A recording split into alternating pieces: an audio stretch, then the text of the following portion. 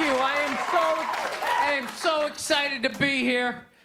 I've been doing stand-up forever, and this has always been a lifelong dream of mine to come here and host Saturday Night Live. So thank you so much for coming out.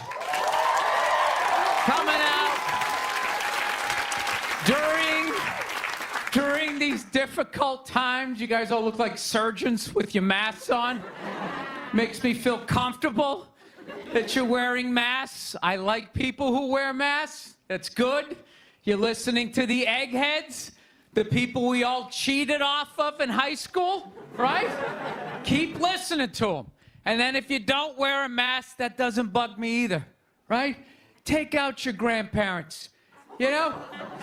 Take out your weak cousin with the asthma. I don't care. It's your decision. There's too many people. It's a dream come true. If you're that dumb and you want to kill your own family members, by all means do it. Stops you from reproducing. It's literally a dream come true. And speaking of dreams come true, did you see Rick Moranis got sucker punched on the Upper West Side? New York is back, baby! New York is back! Yes! We lost our edge there for a minute. City started looking like a giant Bed Bath & Beyond, and then bam! Oh, Ricky took one in the chops. It had to happen. That's what happens when you stick an M&M store in Times Square. All right? The universe has to balance itself. Get the peep shows back in Times Square. Old people can walk safely 40 blocks away. I don't know. I'll probably get canceled for doing that joke. You know, how stupid is that cancel thing? They're literally running out of people to cancel. They're going after dead people now. They're trying to cancel John Wayne. It's like, yeah, dude, God did that 40 years ago. They're all up in arms. They're like, did you hear what he said in that interview in Playboy in 1970? Can you believe that? It's like, yeah. He was born in 1907. That's what these people sounded like. You never talked to your grandparents and brought up the wrong subject, and all of a sudden it went off the rails. Like, oh, Grandma. Just keep making the cookies. Yeah, you don't bring up race or religion with your grandparents. You keep it simple. Anyway, I don't know. I guess my grandparents are older. I don't know. Plowing ahead. Plowing ahead. Let's talk white women here, shall we? Let's talk white women. White women, you're amazing your accomplishments over the last few years. I got to tell you, the way white women somehow hijack the woke movement, generals around the world should be analyzing this. Just to refresh your memory, the woke movement was supposed to be about people of color not getting opportunities, the at-bats that they deserved, finally making that happen. And it was about that for about 8 seconds. And then somehow, white women swung their Gucci-booted feet over the fence of oppression and stuck themselves at the front of the line. I don't know how they did it. I've never heard so much complaining in my life from white women. My life is so hard. With my SUV and my heated seats. You have no idea what it's like to be me. Trashing white guys. The nerve. Where's the camera? The nerve of you white women. Listen, I don't want to speak ill of my bitches here, okay? I know, but let's go back in history here, okay? You guys stood by us toxic white males through centuries of our crimes against humanity. You rolled around in the blood money. And occasionally, when you wanted to sneak off and hook up with the black dude, if you got caught, you said it wasn't consensual. Yeah, that's what you did. That's what you did. So why don't you shut up, sit down next to me, and take your talking to?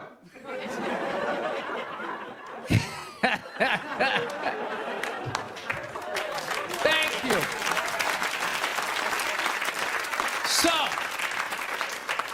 I haven't been in New York for about a year. You know, I was here last year. I was shooting a movie. Had a great time with Judd Apatow, Pete Davidson, and all the guys. Yeah, had a great time. And I hadn't been here in like 13 years, and I immediately noticed how extra crowded the city was. And I was getting all claustrophobic. I'm like, what's going on? How much are people not using safe sex and making all these babies, you know? So I finally walked up to this old New York door guy, and I was just like, dude, what's going on? What's with all these people here? And he was just like, oh, no, don't worry. He goes, it's June. He goes, it's Pride Month. And I'm like, what's that? You know, I'm 52. I never heard of it, right? They didn't have that when I was a kid. He goes, oh, it's Gay Pride Month. And I was just like, oh. Dude, you know when you're just like stuck in the Matrix and you just can't, everything's just pressed up, you can't see anything, and then somebody gives you that little nugget of information that just pulls it back? It's like, why is it so crowded? It's Gay Pride Month. Ah, tank tops. 0% body fat. 2 guys kissing. Rainbow flags. Ah! I didn't know that. That's what I learned. The month of June is Gay Pride Month. That's a little long, don't you think? For a group of people that were never enslaved. How did they get all of June? Dude, black people were actually enslaved. They get February. They get 28 days of overcast weather. Sun goes down at 4 in the afternoon. Everybody's shivering. Nobody wants to go on the parade. Look, yeah. How about you hook them up with July? These are equator people. Give them the sun for 31 days. There's gay black people. They could celebrate from June 1st, June 31st, 61 days of celebrating. All right, that's all my time. We got a great show for you guys, everybody.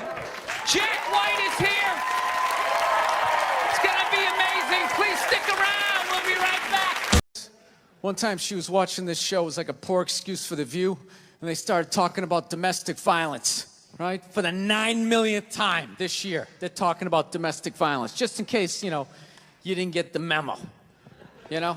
Evidently, you know, just some people didn't get it. It's not okay to slam your wife's head into the cupboard drawers because she didn't dry the can opener off properly, you know? It's gonna fucking rust, right? How do you not know not to do that shit? Do they really have to keep talking about it? It's like wife beaters watching for, oh, fuck, ah! Now I get it. Ups a daisy, sweetheart. Here we go. There you go. Oh.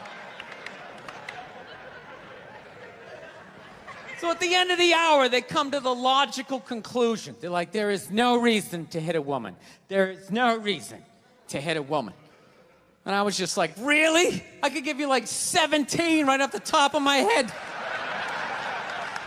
You could wake me from a drunken stupor, I could still give you like 9. Dude, there's plenty of reasons to hit a woman. You just don't do it. But to sit there and suggest that there's no reason. Dude, the level of ego behind that statement. What are you, levitating above the rest of us? You're never annoying? Women, how many times have you thought about slapping your fucking guy in the head this week? There you go. Every day. You didn't do it, right?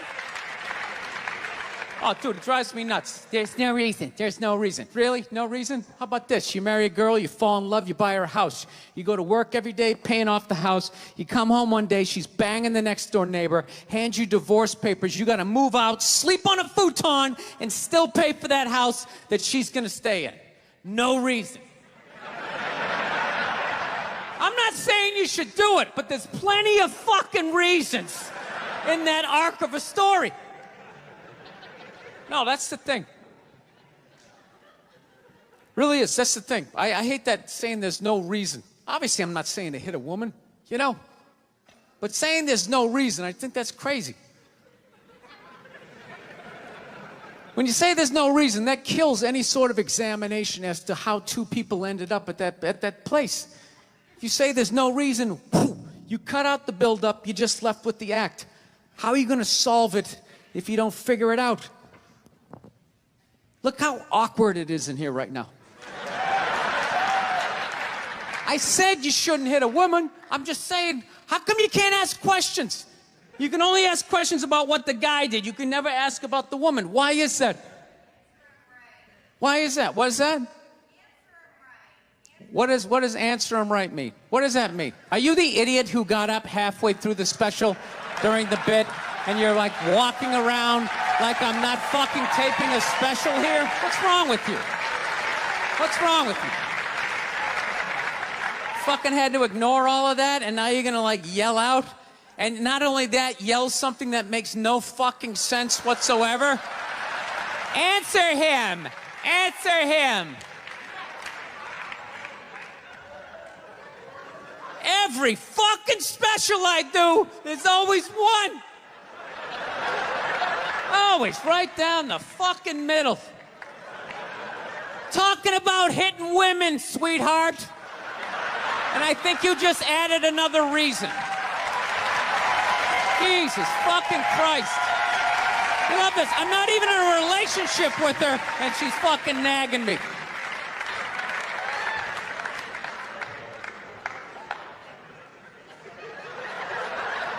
Fucking unbelievable.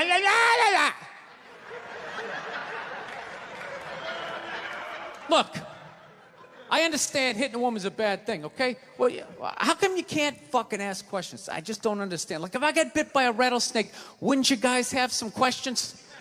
Right? How did it happen? Did you not see it?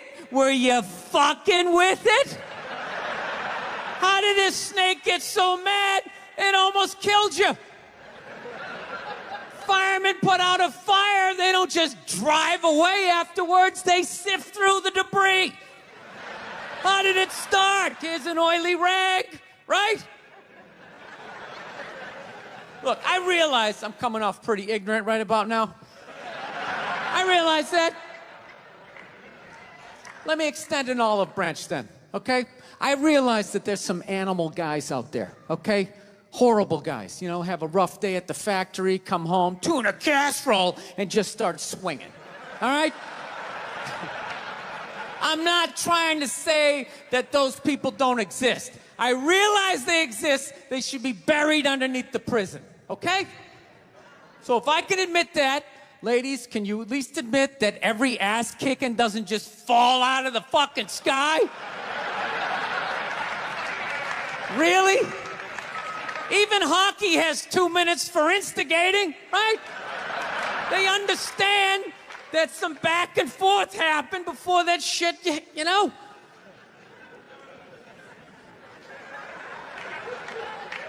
You know what it is? It's every case is handled like that Rihanna one, where they just say, the guy's a piece of shit, fuck this guy, blah, blah, blah, send him to jail, and then they never ask anything about that. You know, I'm not saying he should have done it, but I'm just saying. Just saying, dude, in your heart of hearts, what do you think was going down before that happened? You think she was just sitting there going, oh my God, Baskin Robbins, you want to get some ice cream? And he fucking,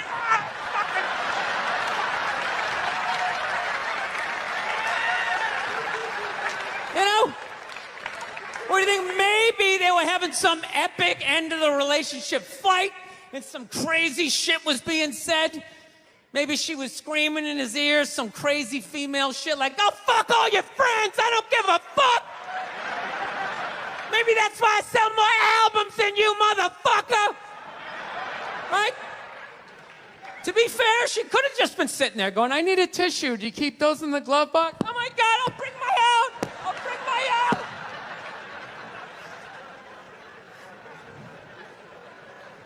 Now, fuck that, because you know what it is? They never address how women argue, which I think is a core of a lot of that shit. You know? And I got to tell you something, man. Like, I never knew how women argued. But after 20 years of losing every significant battle in a relationship, I finally figured out how they argued. I'm going to tell you something. I'm starting to turn this franchise around. I have begun a winning tradition. This is how they argue, as far as I can tell. All right? If they're right, they argue the point. And they stay on point and make sure you stay on point until you're down on your knees, apologizing, begging for forgiveness. All right? No problem with that. Totally respect it. But here's the thing. If they're wrong, they go rogue. They go off-road. They start thinking of shit you're sensitive about. Maybe you don't get along with your dad. And in their head, they just start concocting this evil statement. Totally designed, this desperate Hail Mary attempt to make you so fucking mad, you just call them a cunt. That's what it is. And cunt trumps all the bullshit they did to start the argument. Now it's not about that. Well, that's no reason to call me a cunt. And then that's it. You're in this room now, right? And they won't hook up with you for a couple of days. Who cares? Who cares? You rub one out. Rub one out like a man. It's the champagne of victory.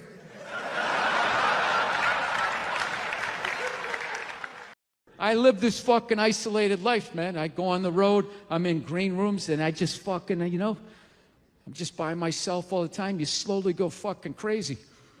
I did a gig recently. I was in Ireland, and I was in the green room by myself, and I went to turn on the light. It was one of those pull switches, and it wound up around itself, looked like a little noose, and I immediately just thought, what if I just stuck my head in there and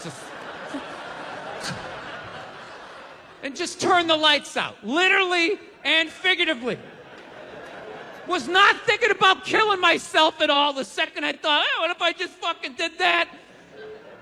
And then I looked in the mirror, I caught my eye, and we both laughed.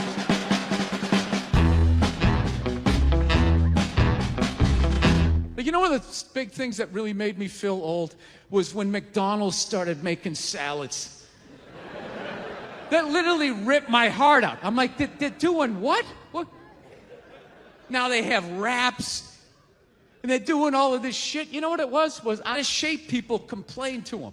That you're like, oh, you don't have any healthy options. It's like, dude, this is McDonald's. This shit is poison. Who the fuck comes here to get in shape? Whenever I get McDonald's, I have a whole plan. At my age, I'm 48 years old. I know what I'm going to order. I'm going to go in there. It's going to taste great. 20 minutes later, I'm going to want to kill myself.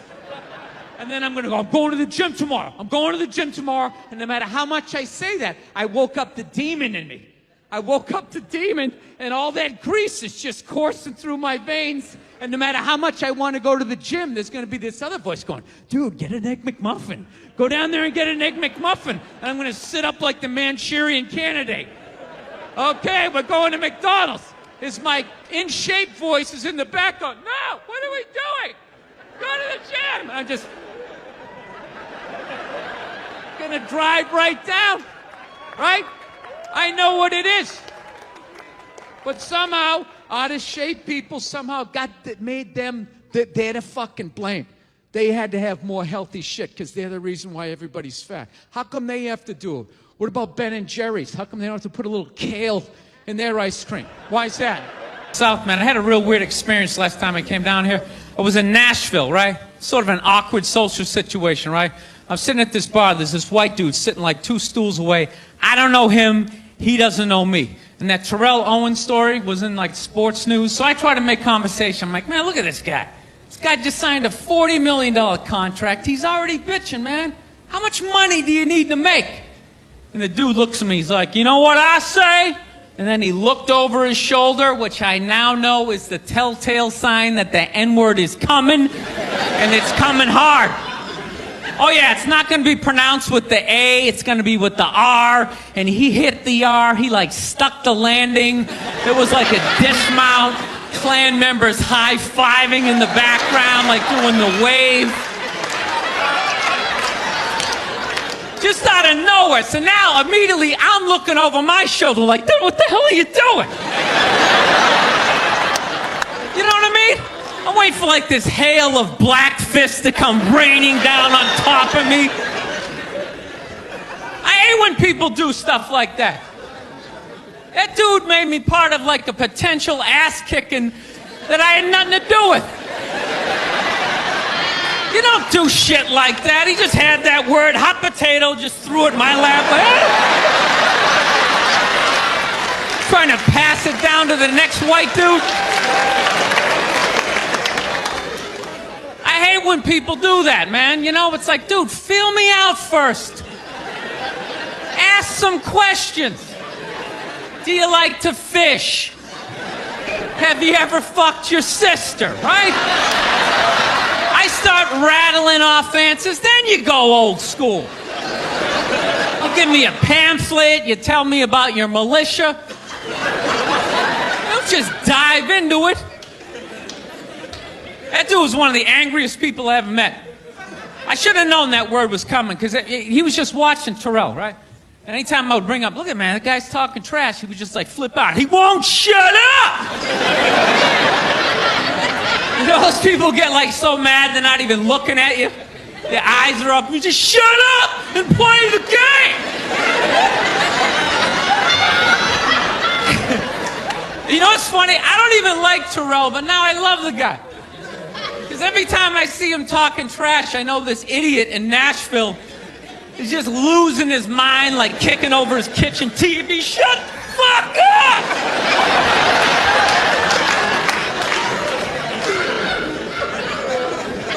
I like violence, man. I am. Not like when it happens to me or if I see it live. I like watching it on TV, you know? Watching people, you know, get attacked by animals. Just get blasted in the face or something, you know?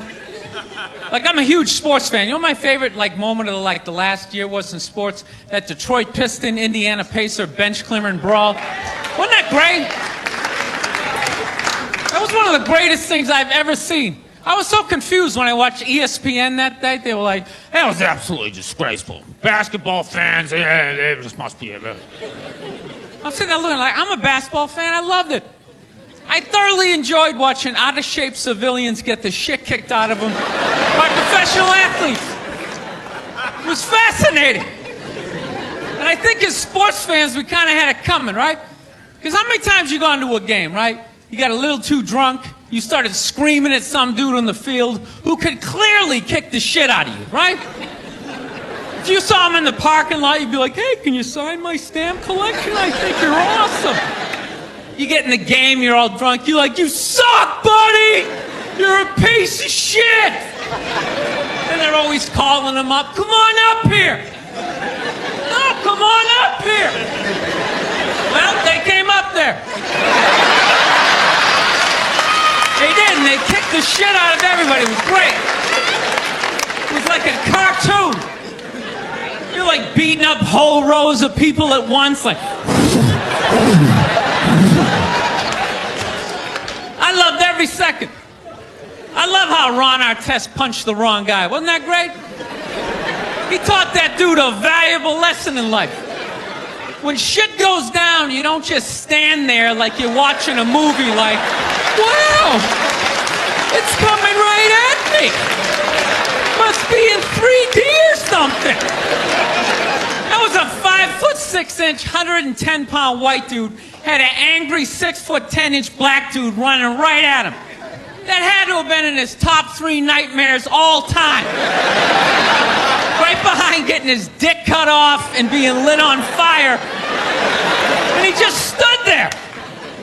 He's like trying to explain himself. Well, I still have the liquid in my cup, so there's no way I could have... He's an idiot. I'm not saying these people are right, and I'm not saying that I'm right. I know I'm a fucking moron, you know? But that Duck Dynasty guy, I know what he said was wrong, but I don't get the shock. He said that homophobic stuff, and people are like, can you believe? Can you believe it? Yeah, I totally can believe it. If I was in Vegas, I would have put 90% of my shit on that he was gonna say it. I'd give him a 10% benefit of the doubt, just in case. Are you seriously shocked some redneck with a beard down to his dick, sitting in a boat in the middle of a swamp, shooting varmints? Like, what did you think he thought? Did you think he had like some progressive ideas on same-sex marriage? Yeah. Didn't he think exactly what you thought he thought, you know? I think all of that shit comes from the church. They just fucking brainwash you. You know? You come, no, don't clap. I don't read. Follow someone else. I'm telling you. They brainwash you. Coming to the church, your brain's all empty. They just fill it up like a jelly donut. Just brainwash you. Say what we say when we say it. Say it again, then you can go home to your toys. All right, I'll say it. I'll say it again. Now can I go home to my toys? Right? And you repeat everything they say. The good, the bad, and the fucking horrific. They stick a star in your forehead. You're a big boy. The big people like me. You get on with your life. People in the stands. I mean, that's just like what's entertainment for me now, you know? I like that Jimmy the Greek moment that happens in sports, you know? Like once every 4 or 5 years, you know that? Like some 50, 55-year-old white dude tries to explain why black people are kicking the shit out of white people in practically every major sport, you know? And it always goes down the same way, right? There's always like 3 white dudes, and the one white dude in the middle, he's always like the guy with like the theory. You know, he's always, you know, it seems these African-American athletes, they seem to have this quick twitch muscle fiber. You know, there's slow twitch, and there's this quick twitch. And the second the dude says that, like the other 2 white dudes start like sliding out of frame, like, okay, this guy's getting fired, and I'm not going to be part of this highlight. Nice knowing you, Ned. Keep that seat warm, right? And the dude in the middle, he's just like hell-bent on getting fired, you know? He starts like bringing up slavery. And evidently they were breeding the strongest man with the strongest woman and that quick twitch. And literally 20 minutes later, that dude's on TV, he's like fired, right? He's crying, his family's standing there. He's got like a box of shit from his desk with like an Emmy sticking out. He's like, I don't know what I said. I was just talking about the quick twitch and the slow twitch. And I wasn't just trying to make a point. No, I love that. I love seeing people mess up their careers like that. It's just funny to me. Plus, I gotta admit, as a white dude, on some level, I have to believe in that theory, because it's like, are white dudes that bad at basketball? I can't even watch the NBA anymore, man. It's like every highlight, the white dude's like that, the black dude has like his nuts in his face. Fucking wow! I'm just sitting at home like, for the love of God, tackle the guy. Jesus Christ, get out of the way. Do you ever get tired of those 2 nuts flying over your head? You know you're going to be on SportsCenter. Just get out of the way. Dude, I'm telling you, there's got to be something to that theory. I saw this show one time on runaway slaves. It was one of the most amazing programs I've ever seen in my life. Dude, when you ran away as a slave, you just didn't run to the end of the driveway and be like, fuck that job. Just start walking down the street. Dude, you had to like run through whole states. There's dogs chasing you, you're hurdling shit, you're swimming. Those were the first fucking triathletes.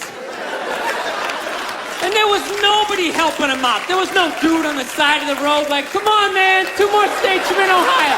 Suck it up, you're looking good, looking good. Yeah, Dude, you were on your own. Is it any wonder? 250, 300 years of that shit, and then I'm gonna D you up in gym class? It ain't happening. I come from hundreds of years of alcoholics. I got like half a liver, you know what I mean? It's just...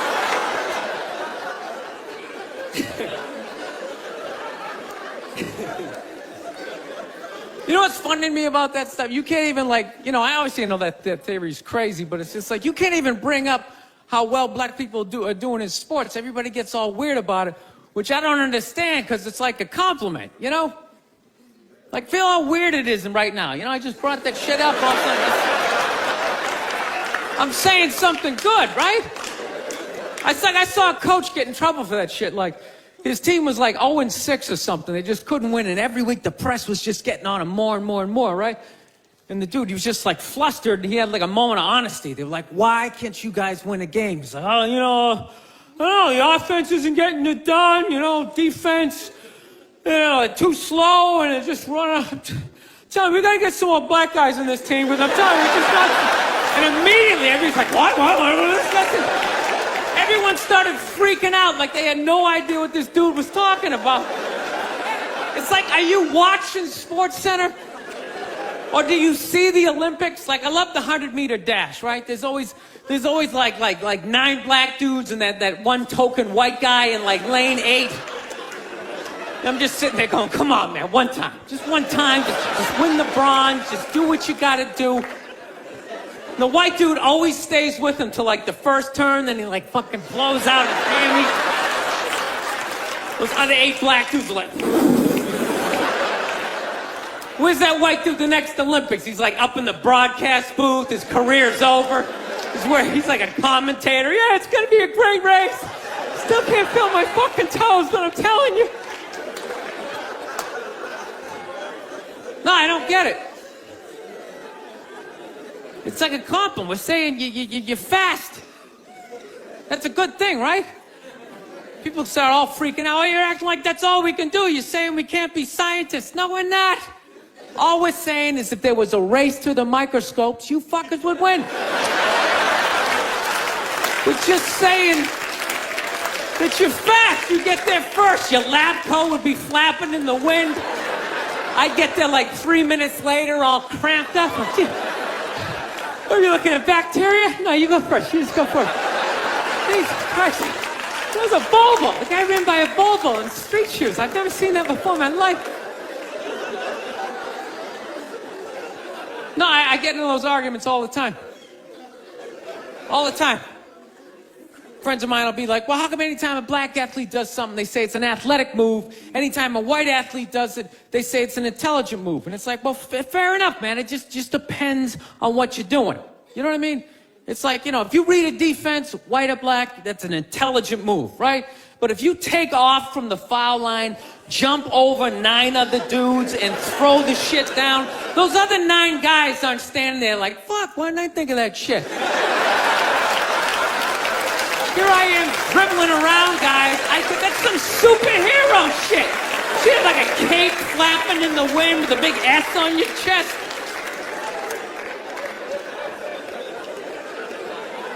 I'm telling you, man, that's the funny thing about Hitler.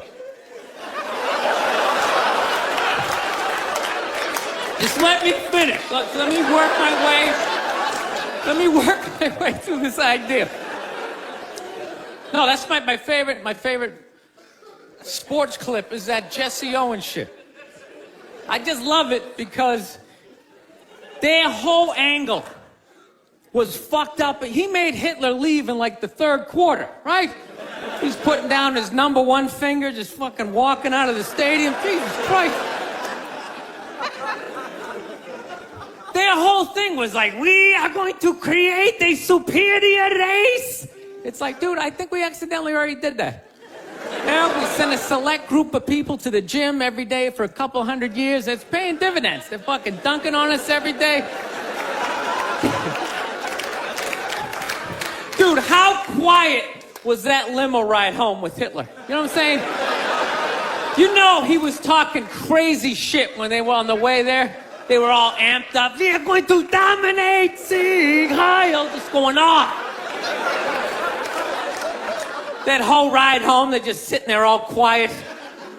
You're sitting next to an even angrier than usual Adolf Hitler, trying to make some sort of small talk, like, it is one nice day, isn't it? You know, nice, good. Think about the kinds of people that take a cruise.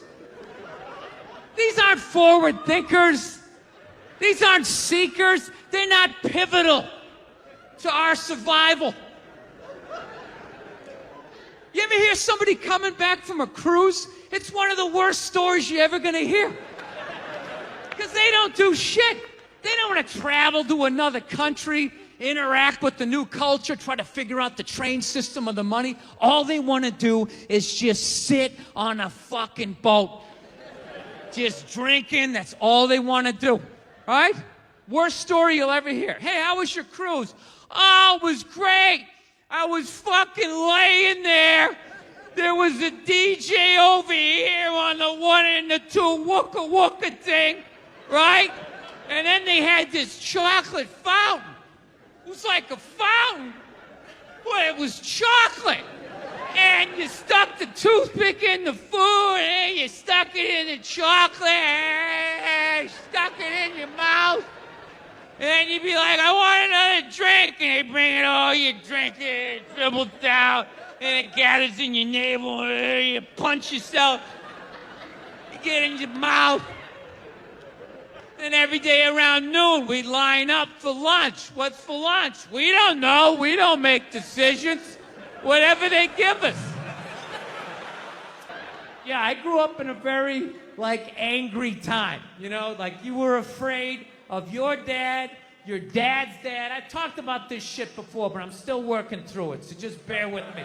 You just were fucking, I love seeing kids nowadays loving their dad.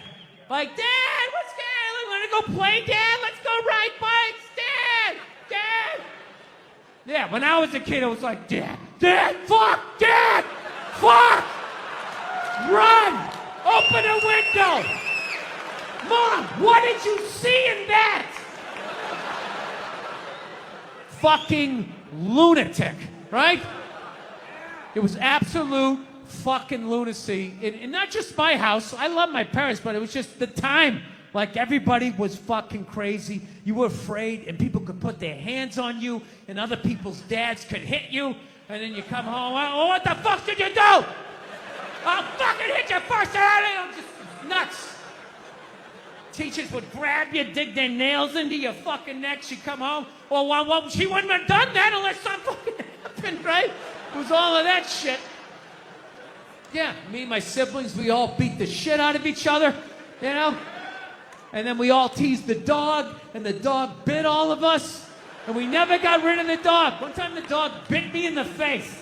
I was fucking with it. It was eating it. I was like, and it just latched onto my face and was like that. My dad had to stitch me up and everything. We still didn't get rid of the dog, you know? He's a good dog. He had a moment. Jesus Christ. Well, Jesus Christ, you shouldn't have put your goddamn face down there near the fucking dog there, right? No, I took mushrooms back in February for the first time ever. You know?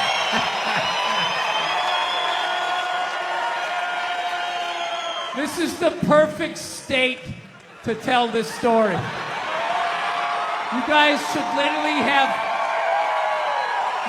mushrooms on your fucking license plate. All right, so here's the deal. I never fucked with anything like that. I was always a booze guy. All right,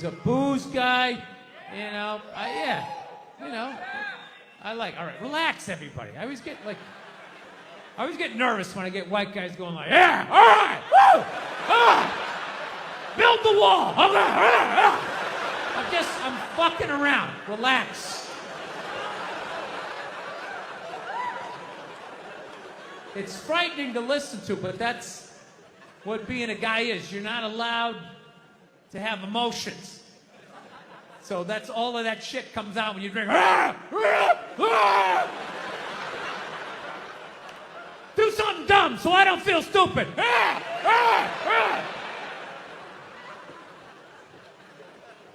So, yeah, I was always like a booze guy, so like I never fucked with like psychedelics or whatever. So I figured, it was just one of those deals. I was out in the desert, man, and I was like, all right, I got somebody watching my kids. Everything's fine. I'm in my 50s. If I got to do it now, or I'm never gonna do it, right? So this person, who may or may not have been my opening act tonight, goes, all right, man.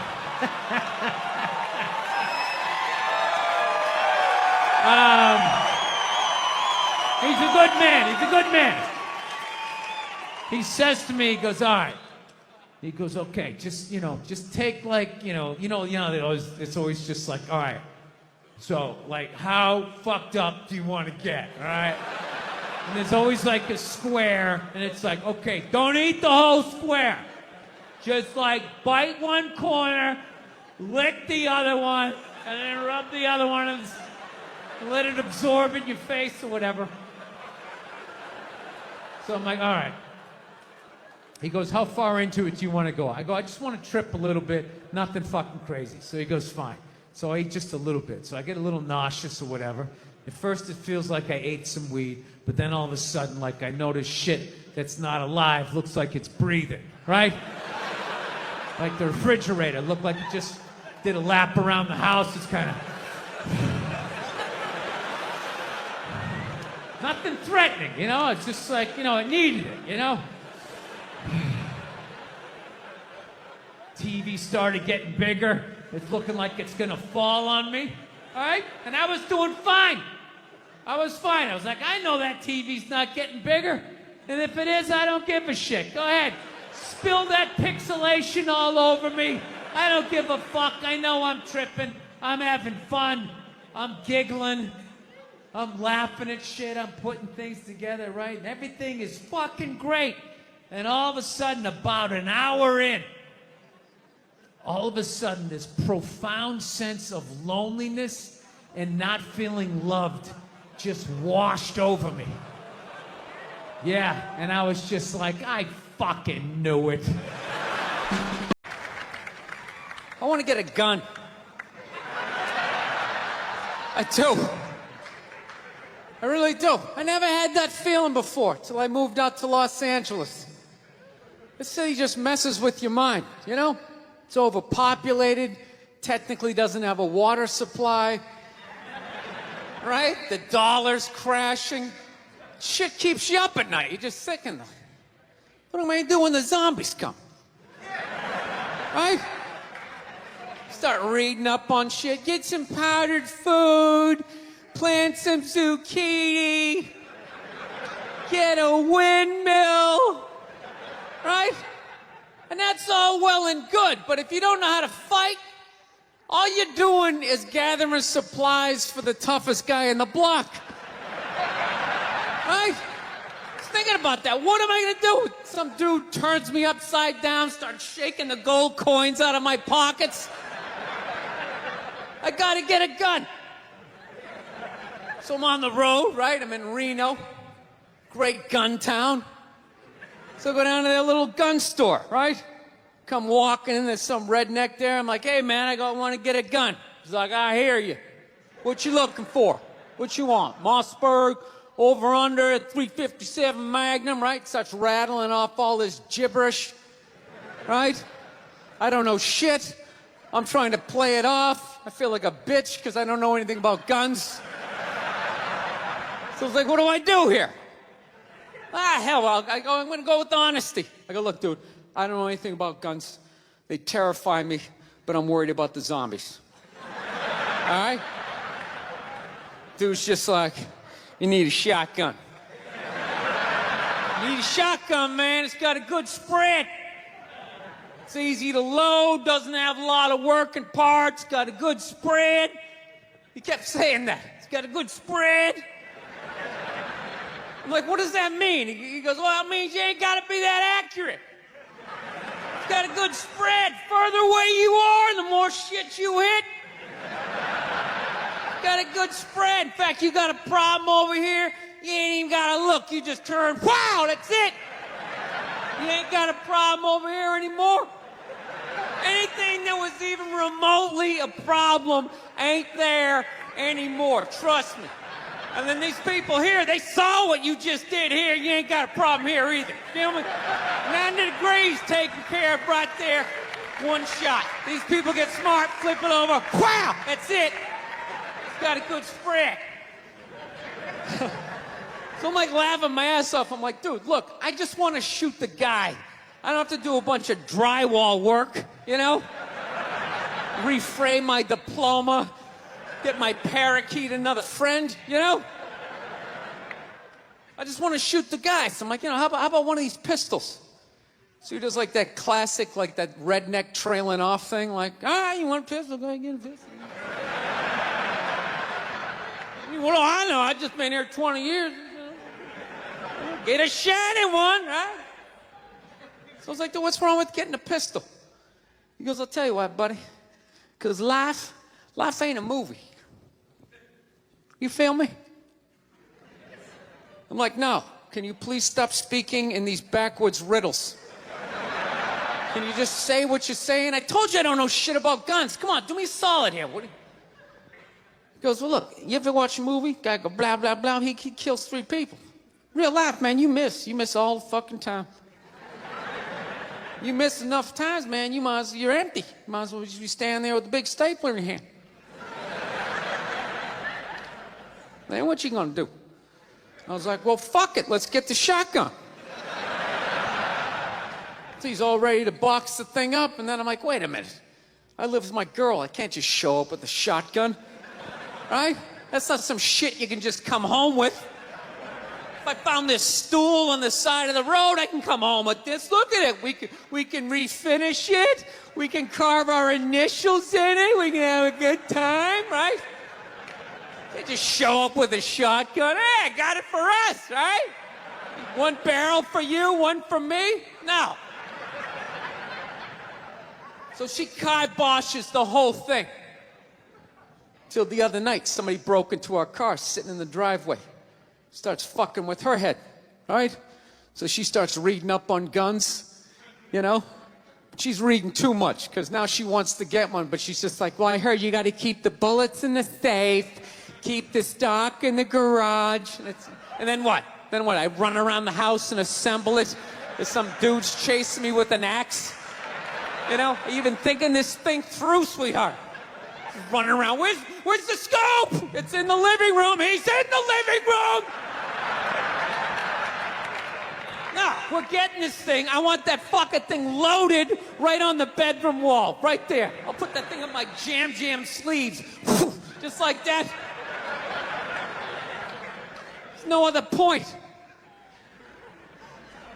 That's funny though when you talk about getting a gun, you know. People, like, they either totally for it or completely against it. You know, they either go nuts and start screaming, right? Or they start throwing out those stats. Yeah, actually, you increase your chances of getting shot by 80% the second you get a gun in the house. Really? What, because I'm going to load it and shower with it? Like,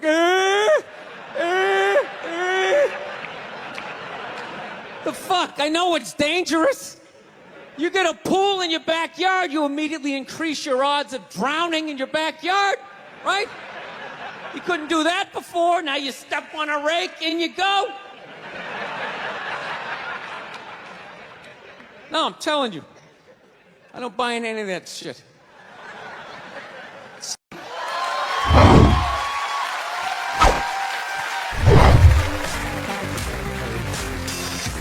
All right, thank you. Thank you very much. I here from Los Angeles. I live in Hollywood. There's a ton of plastic surgery out there.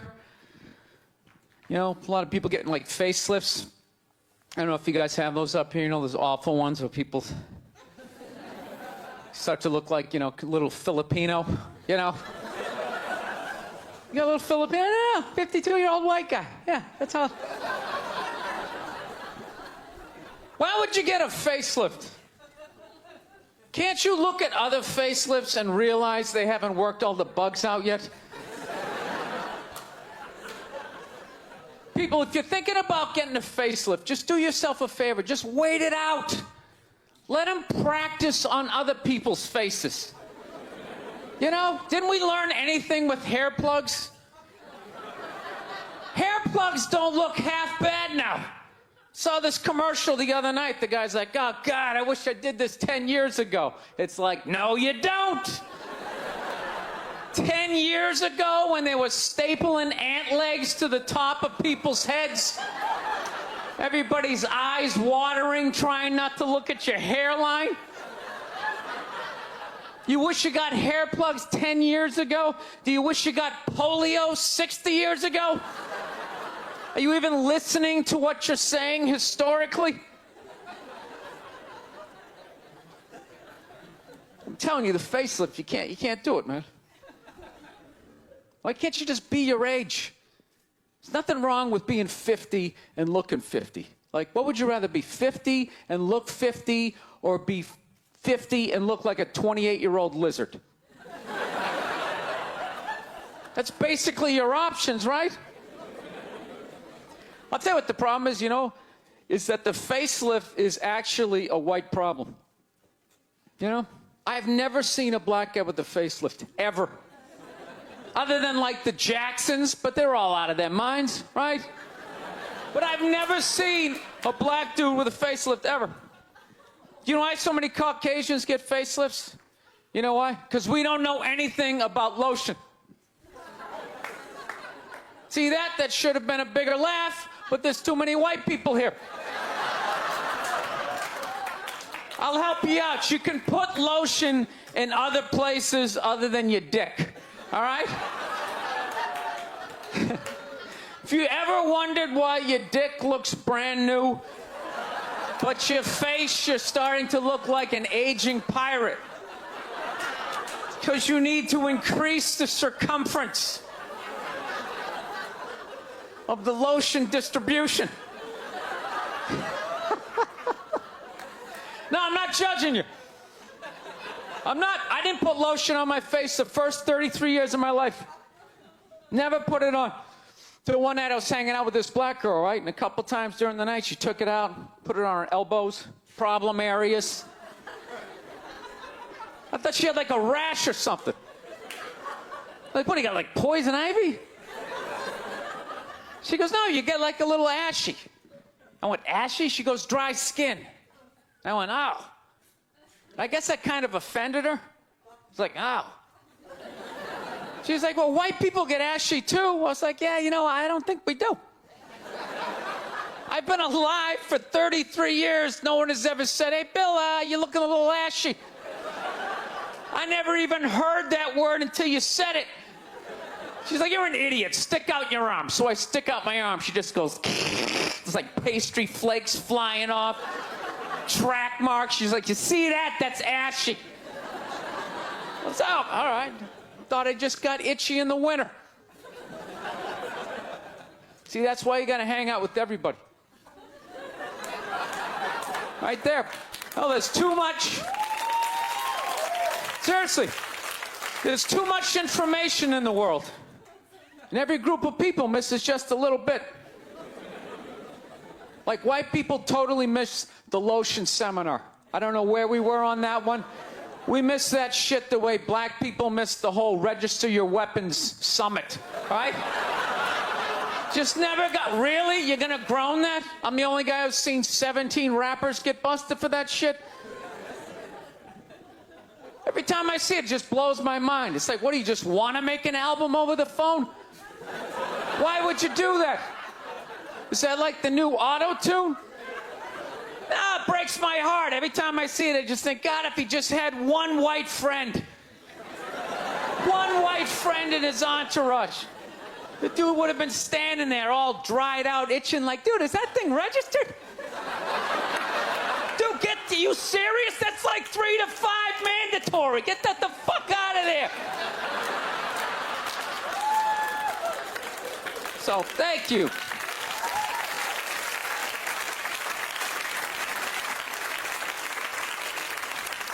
So, Schwarzenegger just got busted down on the States, yeah? That poor bastard, huh? Jesus Christ, another great man. Another great man brought down by another gold-digging whore. No? You don't think so? You don't think that that was a great man? Really? 3 decades of awesome movies? Bangs one made and now you don't like him? Tell you something, that's a great man. He is. First of all, I get why he did it. Why wouldn't he think he could get away with it? Look at his life. Look how he talks. That guy should be unloading trucks in Transylvania. That should have been the height of his success. But because he's a great man, he had the balls to move to America and became famous for lifting weights. I lift weights, no one gives a shit. He stands, people can't get enough of it. That should have been the height of his success. He says, fuck that, I'm gonna be an actor, despite the fact no one can understand me. Becomes one of the biggest actors of all time. That should have been his height. He says, fuck that, I'm marrying a Kennedy. Bam! He does it. Cherry on top, he becomes governor of a state he can't even pronounce. Why wouldn't this guy think he could bang his maid in his own goddamn bed and not get away with it? This guy has been in the zone for 4 decades. Give me the rock, I'm feeling it. I had a hit movie with a midget. This is a layup. I don't even need a condom. You guys are great. Thank you very much. Thank you.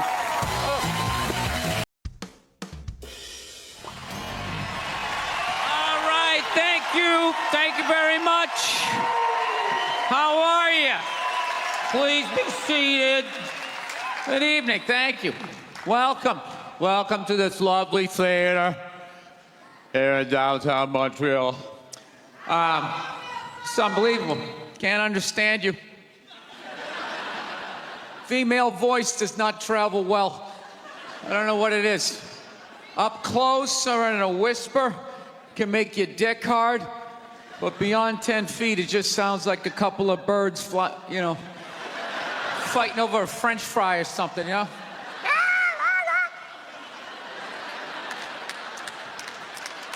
There you go. That's how we start. Nobody's coming out of the gate. I'm sick of Obama's wife. Yeah. Just running her. This isn't some Democrat, Republican shit. This is just in general. Just running her yap. It's just like, shut up. You know? You weren't elected.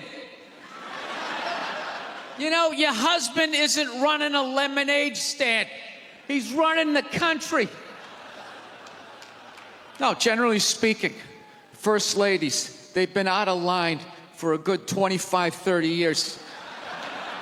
They think for some reason that their husband has the job that now they should be chiming in like they know some shit. You know?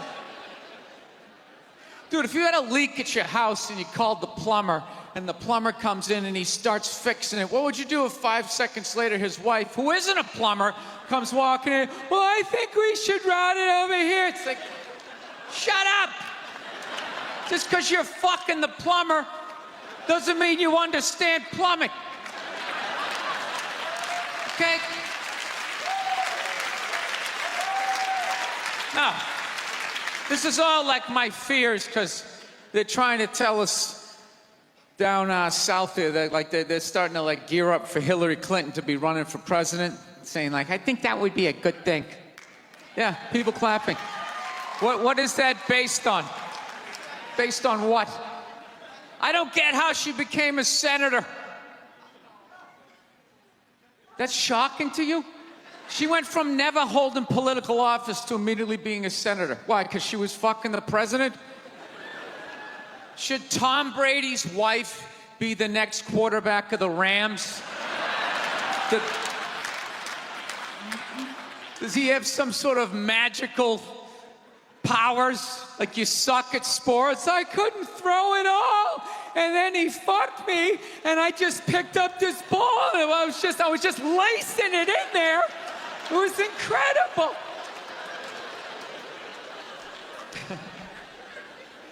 Dude, it all started with Nancy Reagan. That's where it first went off the rails, you know? She came out with her little bird body, you know, just Your big head. Just came walking out. Say no to drugs. If people off your heroin, say no to that. she just walked back. Hillary had her stupid health care plan. Obama's wife's running her yap on 60 Minutes, you know? I got to give it up to the Bushes. They had their women in line. They did. Barbara never said shit. She smiled every once in a while. She threw something in there. George W.'s wife, I don't even know her name. Stu was in office for 8 years. I don't even know her fucking name. What's it like, Beth or Paige or something like that? He had her on lockdown. Going out there tonight, I'm giving a speech. And when I say something and they laugh, you're gonna nod. You're gonna smile, and you're gonna nod that head.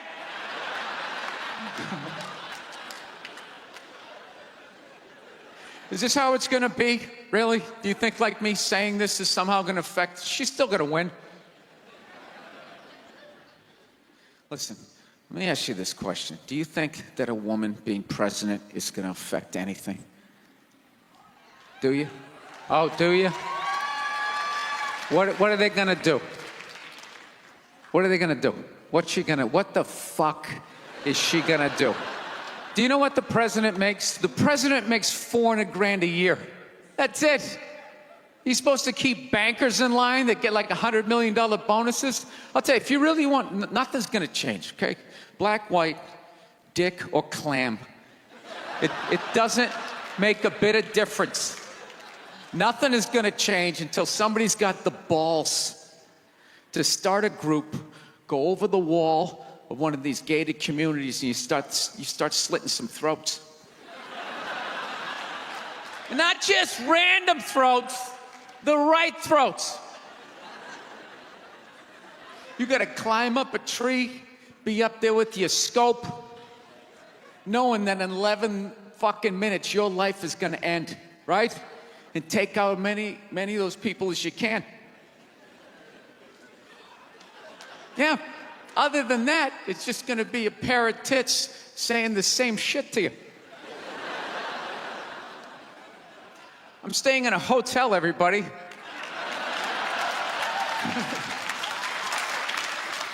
I like staying in hotels. They make me feel comfortable. I feel safe in a hotel. You know, you got the lobby. There's always somebody down there in case an axe murderer comes in. That's the first person that's gonna get killed. You can hear their screaming when you're up in your room. Gives you a chance to plan. Barricade the door, you know, turn on the shower, hide in between the mattresses, right? Little misdirection. Back in the day, I used to stay in motels. I hated staying in motels.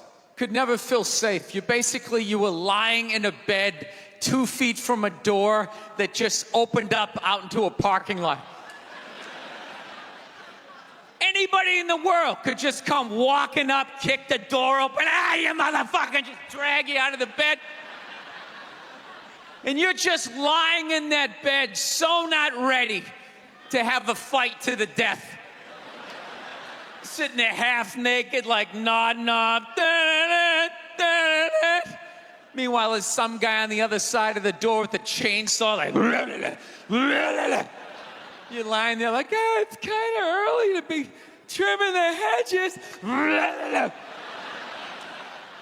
And when that dude comes through that door, you lie to yourself as a man that if something like that happened, dude, I'd just jump up, grab a lamp, let's fucking do this. You know what the reality is? Most people, the best you could do is maybe make a weird noise. Just be like, and that would be it. That would be it. That dude just come in. The last thing you'd see is just ceiling carpet, ceiling carpet, ceiling carpet, ceiling carpet, ceiling carpet. Looking upside down back at your own body, right?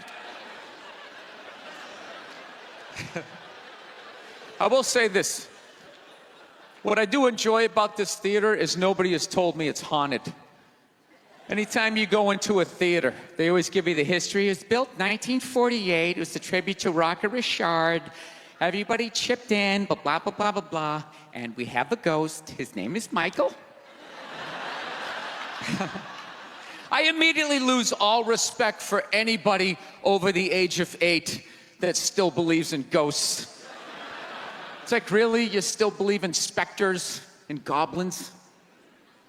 What is the end game of being a ghost? I don't get it. You can go anywhere you want to go in the world. You're just gonna stay in a basement for the rest of your life? Just waiting for once every 6 months somebody comes down to check the boiler and you get to be like, "Mwah, daw." Why wouldn't you go somewhere? Dude, I'd fly right to Washington, D.C., fly right into the CIA building, just start sitting in on meetings. Like, these guys are out of their fucking minds. Fly to the Super Bowl, go right into the huddle. I always wondered what they talked about. Been in a bad mood all day, man. Got in a fight with this girl the other day. You ever meet somebody like within like the first couple of minutes of them meeting you, they feel like they can like sum you up? Just like, you know what your problem is? You know, you just have like the urge just to take their head and just mush it into whatever they're eating, you know? You ever have crazy thoughts like that? Can you relate on any level? You never have like urges? You ever drive down the street and see like 30 people up on the sidewalk and you just think, right? You don't do it, you just think it. That's what separates the psychos from the functioning psychos. Yeah, psychos, they just do it. All right, that's a good idea. They get the wipers going, they make a day out of it, right? But a rational person, you like think it through. You start going, you man, if I just leave my hand right here, nobody knows who I am. I move it 2 degrees over here. I'm on the cover of Newsweek. I'm instantly famous.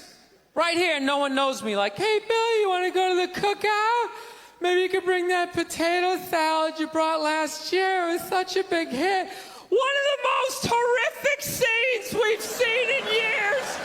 Bodies just strewn about. You know, Amy's gonna be there. She's still asking for you. You should ask her out. No indication he even tried to stop. Seriously, you're getting older. Put your hands on the dashboard. Put them on the dashboard. You have those? All right.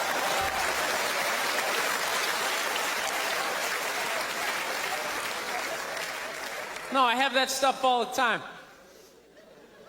I do. My girl took me to a street fair recently, right? You guys have street fairs out here? You know, they close off the block. There's like shawarma. There's like stuff made out of buttons, right? People with no teeth are making keychains, right? It's a typical girlfriend idea. It sucks, and it's gonna take all Saturday, right? She's all excited. She's like swinging my arm. Oh my God, this is gonna be great. I'm like praying for lightning. Maybe some like scaffolding to fall down on me, you know? No, we show up, right? The first thing she sees is this big table and nothing but homemade jewelry, right? Homemade jewelry.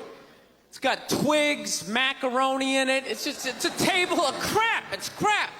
The whole thing is crap. But she loves it. She's like, oh my God, look at these earrings. Do you like these? Do you think these are nice? I just want to be like, no. If they were nice, they'd be in a store, all right? There'd be a roof, some sort of structure would be built around this. This is crap. This is just a table of crap. The guy's even wearing shoes. That's a good indication that this is crap. But I didn't want to ruin a day, so I'm like, yeah, go ahead, check it out. I'm gonna go get some air. Even though we're outside, I think there's more air to be had, right? So I walk like 3-4 tables away, and I come up to this lady. She got this big table of nothing but muffins. Muffins, right? It's like 85 degrees out. She's selling muffins, and she's got this big stupid, look at the muffins I made, look on her face. And the second I saw that part of my brain was just like, dude, what would happen if you just walked up and just said, hey, lady, these your muffins? Oh, yeah? And I just started going, blam, blam, blam, blam, blam, blam, blam. Like, how many of these muffins could I mush before anybody did anything? I mean, realistically, I think I could have got the whole table. Because even if you saw me doing that, it would take at least 5 to 6 seconds to process. Like, did they say he could do that? Is it like a game? Do you eat the muffin off your fist? That just seems like a waste of pastry. You know, there's no security at a street fair. There's no bouncer staying there. He's mushing the muffins. Okay, I'm on it. Sir, we're gonna have to ask you to leave. And he just choked me out. So I just started thinking of the horrified look on this lady's face as I started slamming these muffins. And out of nowhere, I just started laughing like a maniac.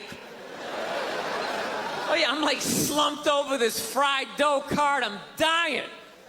My girl looks at me, she's like, what the hell are you laughing at? And like an idiot, I actually tried to explain this screwed up thought to her. I swear to God, I'm just sitting there like, I was just thinking, what if I started punching the muffins? You know what I mean? I just started punching them. She's just looking at me like, why do I go out with you? Dude, but I swear to God, if I never broke eye contact the second I started hitting those muffins, that lady, she wouldn't even been able to call for help. I would have been in her head. She'd be like, did I go to high school with this guy? Why would you do that? Muffins are a happy food. I don't understand this.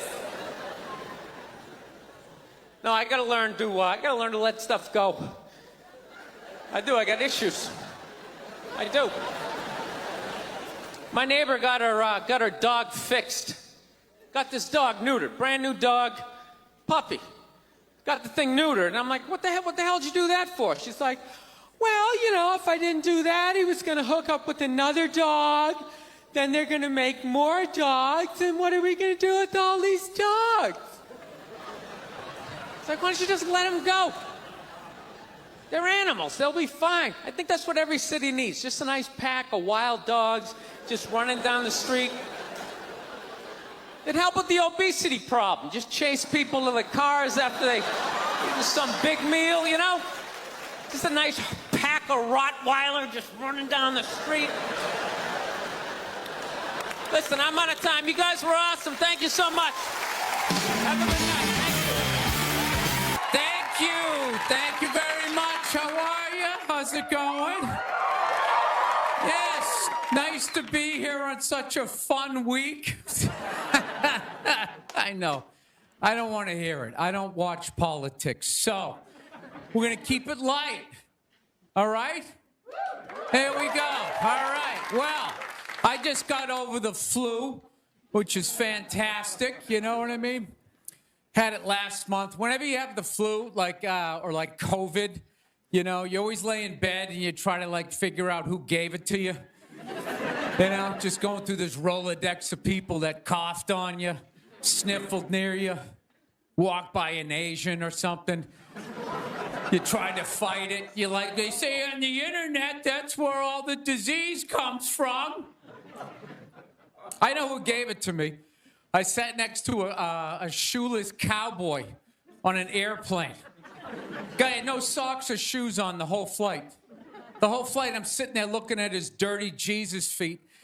And all I'm thinking is the next pandemic is growing in the bottom of his feet.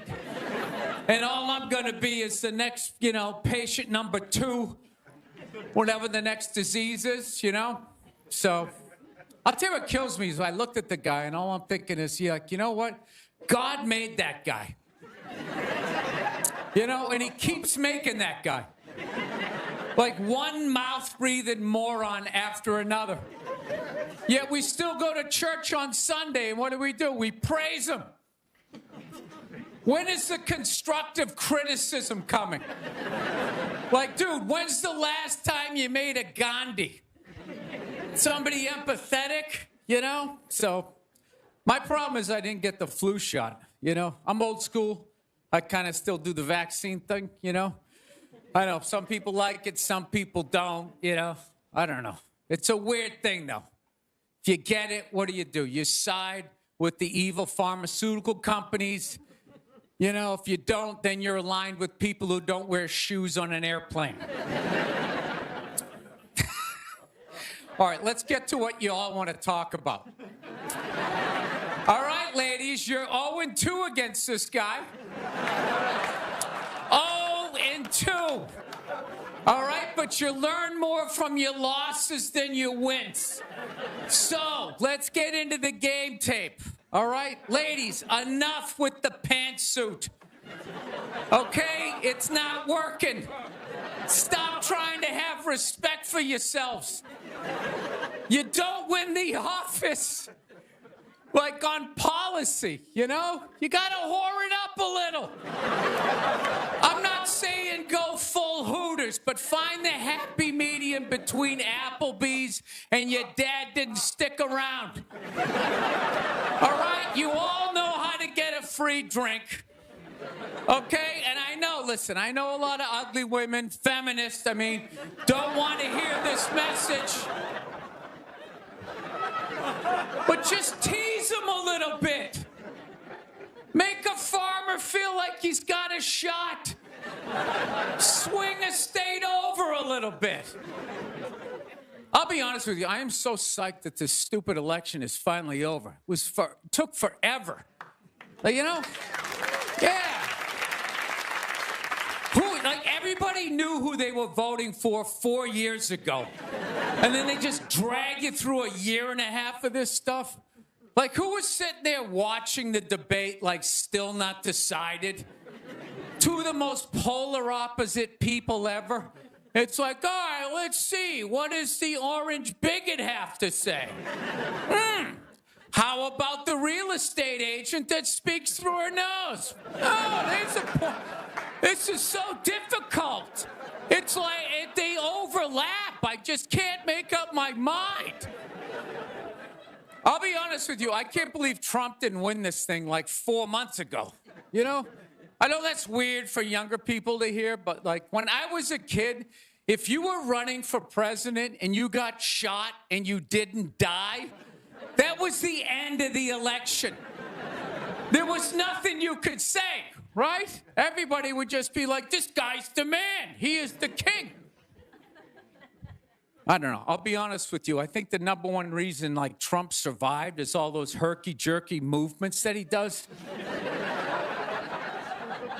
You just can't, like, nail the guy down. I gotta be honest, the guy is a lunatic. He literally got shot and immediately jumped back up and started yelling in the direction the bullets were coming from, unarmed. That's not a sane human being. I would have been on the ground crying in the fetal position, like, all right, give me the truck. I don't want this job anymore. Just tell her she won. Tell her she won. But Trump's got all those weird, coming out. I think the guy couldn't get, like, a beat on him, you know? And, like, right as he pulled the trigger, like, Trump was just like, and Sleepy Joe! And the bullet went by his head.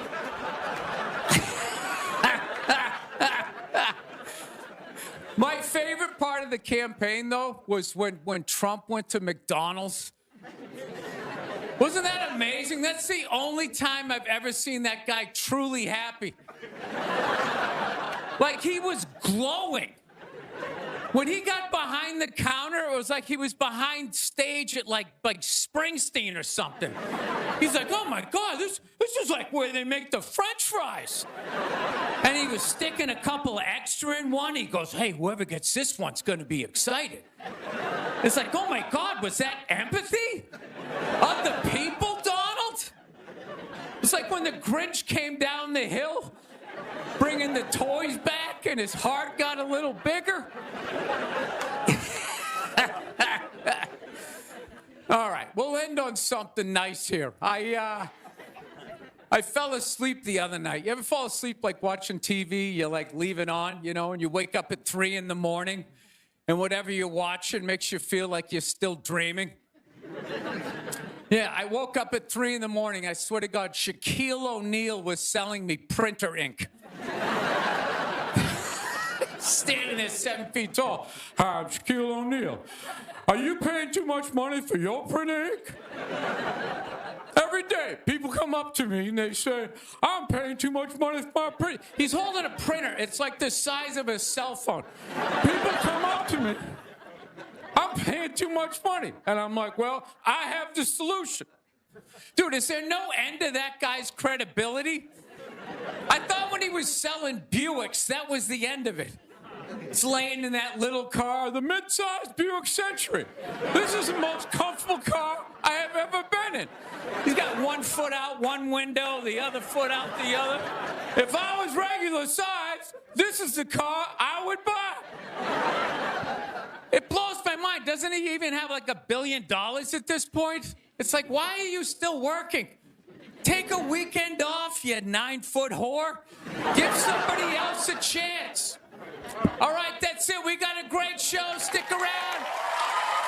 McGee will be here. We'll see you in a minute. Thank you, thank you. McDonald's exists for 2 reasons, okay? It's for drunk people and it's for children, all right? That's what this thing is. You know, you're in your car, your kids won't shut the hell up, you go to the drive-thru. You go to the drive-thru, you get a couple of poison burgers, you throw it down their throats. Their little systems can't handle it. They start nodding off. And you're up front, you're bigger, you can handle a bigger dose of poison, you know what I mean? Pop in your Def Leppard cassette, you have a little moment for yourself. Yeah, that's what it's for. It's for your kids, and it's for drunk people. Like, how many times have you driven out to a bar going, I'm just gonna have one, all of a sudden you had like 11, right? And you're hammered, and you're thinking, but you're responsible. You're drunk, but you're responsible. You're like, God damn it, I drove my car here tonight. God damn it, I'm driving it home, all right? I'm not gonna burden this place of business by taking up a parking space in this completely empty parking lot for the next 6 hours. Now, I am not advocating drinking and driving, but I will tell you there's nothing better than when all your friends and family know you're hammered. There's nothing better than that walk to the car. It's incredible. Women are screaming, people tearing at your clothes. You feel like you're in the Beatles. Oh my God, no! Stop! And you're like, no autographs! I'm sorry, I have to go! I'll be back! Get him off me! I saw a woman a couple months back, professional soccer player, right? She goes on to ESPN or one of these sports channels, and she starts bitching, going like, I don't understand, how come female athletes don't make as much as male professional athletes, right? And all of these men had to sit there and act like they didn't know what the answer was. They had to sit there like dumbfounded, like, oh, I don't know. Why is that? That is a conundrum. I have no idea. Literally, I'm sitting at home screaming at the TV because you don't sell any fucking tickets! Nobody is going to women's soccer games! You're playing in a 20,000 seat arena. 1,500 people show up. That's not a good night. The promoter lost his fucking ass on that gig. I'm not saying no professional female athletes, Serena Williams, the women in the UFC, you know, but nobody's watching your fucking sport. And then you're gonna come and you're gonna get mad at fucking men. They keep doing that shit. Why are you yelling at us? It's not our fucking job. It's not my fucking job to give a fuck about women's soccer, okay? I have men's sport to pay attention to. It's your bullshit, right? Dude, look at the WNBA. Dude, nobody in the WNBA got COVID. Nobody. They've been playing in front of 300 to 400 people a night for a quarter of a century. Not to mention, it's a male-subsidized league. We gave you a fucking league. None of you showed up. Where are all the feminists? That place should be packed with feminists. Faces painted, wearing jerseys, flashing their titties. Going fucking nuts like the guys do in the upper deck with their big beard titties. Am I on the Jumbotron? Am I doing it? Actually, I got a couple of friends of African persuasion, and I got to get rid of them, man. I got to admit to you. I'm finding I'm spending too much money on clothes hanging out with them, because I got to, like, fucking try to keep up with their wardrobe. It's like every time they go out, they got all brand new shit on. All brand new shit. So when I show up with my white version of brand new, which is, you know, I basically, I ironed the shit, right? I ironed it, right? It's new. They just start trashing me. I can't keep up with them, man. They got like fucking 58 pairs of sneakers. Ever notice that shit? Like every color fucking Timberland? And I don't give a shit what fucked up color their shirt is. They got a pair of shoes to match it and a hat. It's like a rule or something.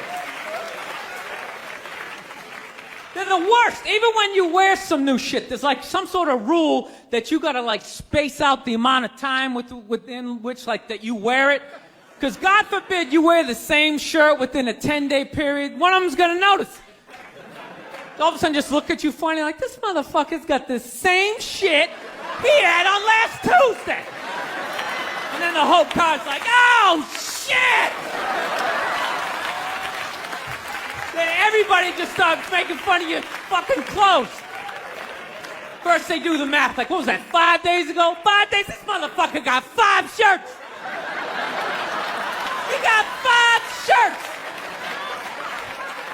And they start breaking it down. Yo, his first shirt be saying Monday, next shirt be saying Tuesday. Yo, on the weekend, he ain't be wearing no shirt.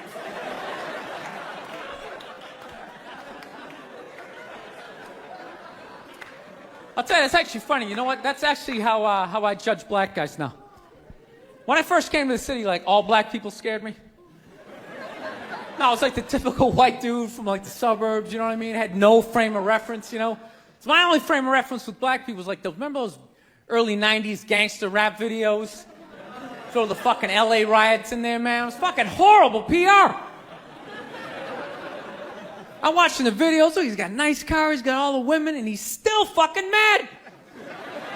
These black dudes are never happy. But after 10 years of living in this city, this is how I narrow it down. Whether a black dude scares me or not. Black dudes with dirty sneakers scare the fucking shit out of me. No.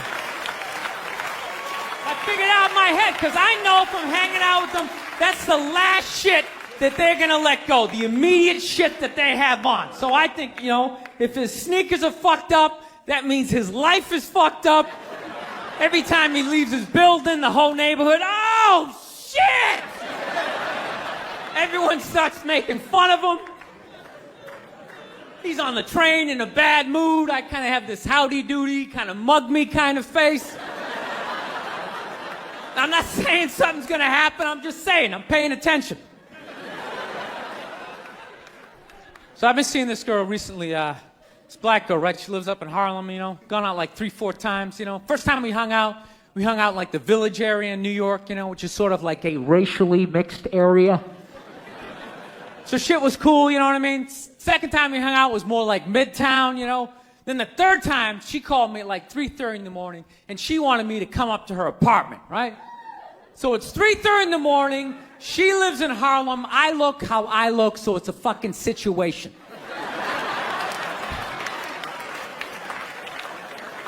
Yeah, because you know the deal, right?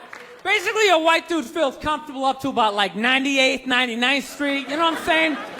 The second the streets start getting into like triple digits, like 100, 101st Street, start getting like a little asthma, like, ah, fuck, we're starting to get a little high up here. You feel that little tightness in your chest? Can you feel that? 106th Street, you're like leaning on shit, like, dude, where'd all the cabs go? How come there's no taxis up here? Dude, what's a bodega? I don't know what that is. Let's get the fuck out of here. So I'm praying to God she's going to tell me to take the subway, get off at like 105th Street, 103rd, you know, which is like the first stop in Harlem where I can still look over my shoulder and see like all the white people like disappearing over the horizon, you know? But she goes, no, man, you want to get on the Uptown 2-3 train, you want to get off at 125th Street. I'm like, God, fuck, 125th Street. Jesus Christ, that's like right in the middle of everything. I'm gonna be surrounded on all four sides. I can't fucking do this.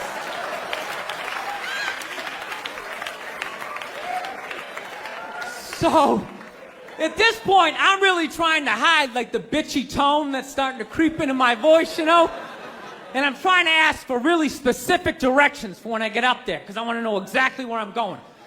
So she starts naming the streets I have to go down, and every other street up there is named after like a black leader, you know. She's like, make a left on Adam Clayton, take a right on Frederick Douglass. I'm like, ah, fuck, Adam Clayton. Yo, dude, go on the internet, look up Adam Clayton. Did he kill a bunch of white people during the slave revolt? Dude, I ain't going up there till I know what Adam Clayton did. Fuck this shit. So at this point, I'm really having a battle with myself. Because I'm thinking I can't do this, right? I'm like, I can't do this, but my dick's going, no, come on, man, we can do this, all right? Just relax. Pull yourself together and get on the goddamn train, right? So as always, I listen to my dick. Oh yeah, I get on the train. By the time I get up there, it's like 5 or 4 in the morning, right? I'm staying on like Malcolm X and like Danny Glover or some shit, right? I don't even know where the hell I'm at. But I see the street I want to go up. I want to go up St. Nick. I can literally see her apartment building. But there's like 5 or 6 black dudes standing right on the corner, right where I want to walk by. So I'm like, fuck! Felt like I was on like some reality show at that point, like some sort of like white guy survivor. It was ridiculous. So I'm thinking I gotta walk right by these guys, right? You know what's funny? I think that they were actually more surprised to see me than I was scared, you know? And I was really, really scared, you know, but I'm also really, really white, you know? Like shockingly Caucasian. You know what I mean? Like if you're not ready for me, I can like surprise you. No, especially if you live up there. You've probably seen a white person for hours, possibly days. So when I show up, it's almost like magical, like a leprechaun came out of nowhere, you know? Felt like I should have like a little pot of gold, like a rainbow behind me. Top of the morning to you, latte. Kind of dance my way past them.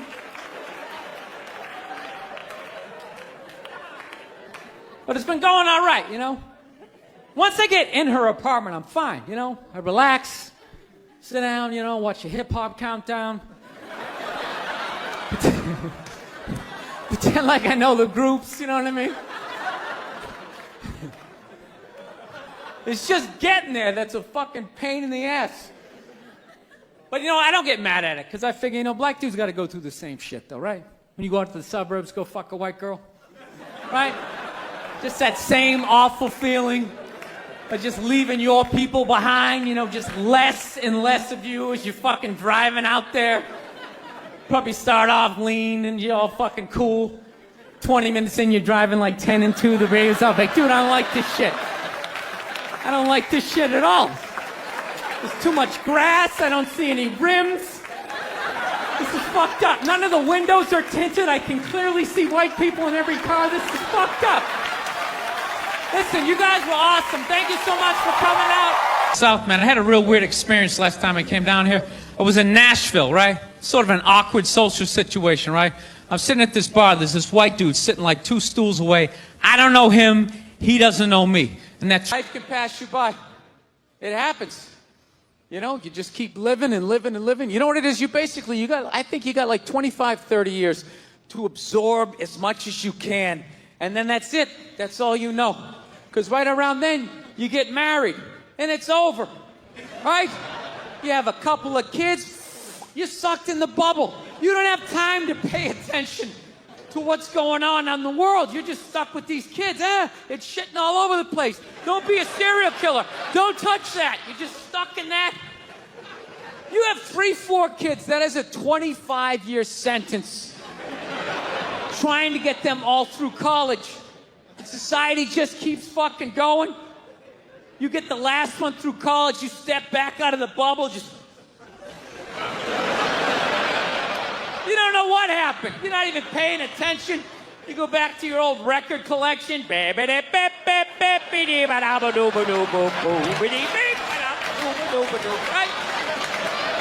Someone sticks a mic in your face, you're gonna get in trouble. Yeah. It's one of the sad things about life. You get old and it passes you by. I feel it passing me by. I'm 46 years old. I don't even have kids, but I can't keep up anymore. Like, I had a college kid coming up, and I was like, man, I gotta figure out what these kids are into, man. I was 24 when a senior was born. I gotta figure out what these dudes are into. So I guess they were into like this like DJ music or some shit. So I'm like, all right, I'll watch some of this. You know? So I have like a reference or two.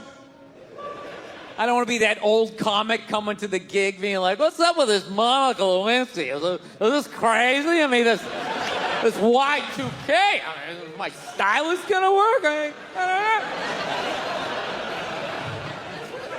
know. So I put this shit on. Dude, I lasted 90 seconds. 90 seconds. I was open-minded. All right, put it on. 90 seconds later, I'm like this old man. This isn't music. Now, when I was a kid, you dressed like a woman and you sung about the devil. Now that was music.